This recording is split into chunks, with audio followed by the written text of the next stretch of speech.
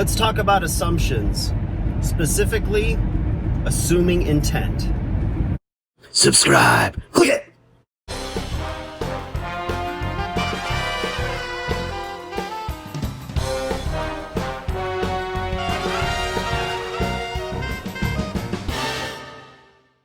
Hey guys, welcome back to 5nothing100nothing.com. I am Fuck It, and it stands for the fittest underdog guru using intelligent tactics. I want to talk to you guys today about assumptions. What's that old saying about assumptions? When you make an assumption, you make an ass out of you and me. But anyways, assumptions, right? Whenever somebody says something or does something, and you're not sure of their intent, right? It could be taken one of two ways. And a lot of times, people have a natural tendency to lean one way or the other.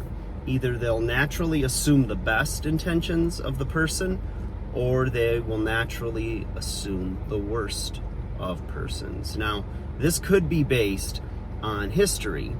You know, if you know a person really good and you know what their nature is, you might be making an assumption based on history, right?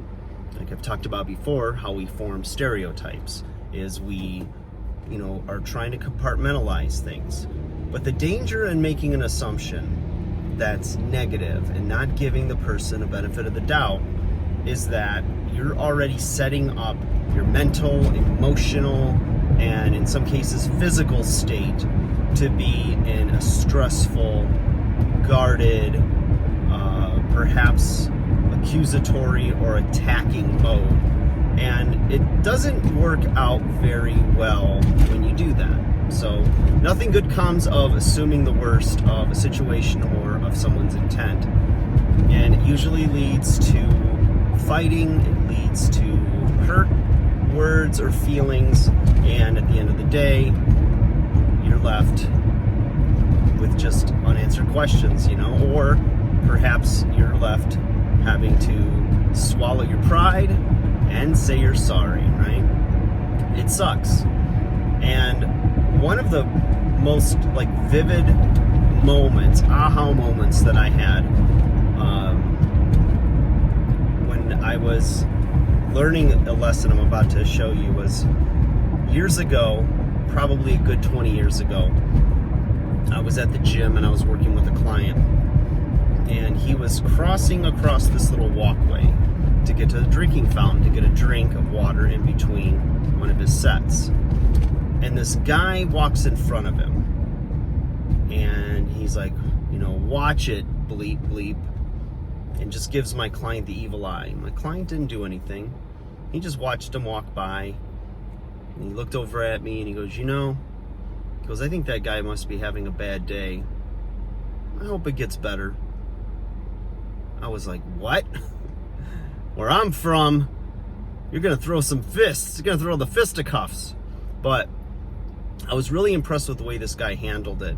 And he's very successful. He's been a friend for probably almost 25 years now. And I've really been very blessed to call him a mentor because I've watched him live this, where he gives everybody the benefit of the doubt. And he'll give you trust. He's not foolish. He's very smart. And he's got good intuition. But if something happens like that situation, I've seen him time and time again over the years give people the benefit of the doubt. And he's always got a smile on his face, optimistic, and he believes in the law of attraction, right? If you don't know what that is, look it up, or I'll do a video on law of attraction. But he believes if you put out good vibes, good energy, you're going to get it back in return. So that's not to say that it's, to oversimplify it, you're not just going to always be positive and all good things happen to you. It's not like a genie in a bottle or having 3 wishes. It's really a mindset that you carry with you constantly. He was in sales in his early days, and he said you have to get in a positive mindset before you go in to see a prospective customer who might be on guard, knows you're trying to sell them. And what he would do is he would take some deep breaths before he went in to try to sell. And he'd say, that person in there is going to like me. That person in there needs what I have, and I'm going to do everything in my power to make sure that they get it at a fair price with good service. And he'd go in, and he was one heck of a salesman. And, you know, whether you're trying to sell yourself to coworkers, to a boss, you know, a prospective employer, to a customer, to a potential partner, you know, it's good to think about those things. Is, you know, stay positive, say, you know what, why won't people like me? I'm a likable person.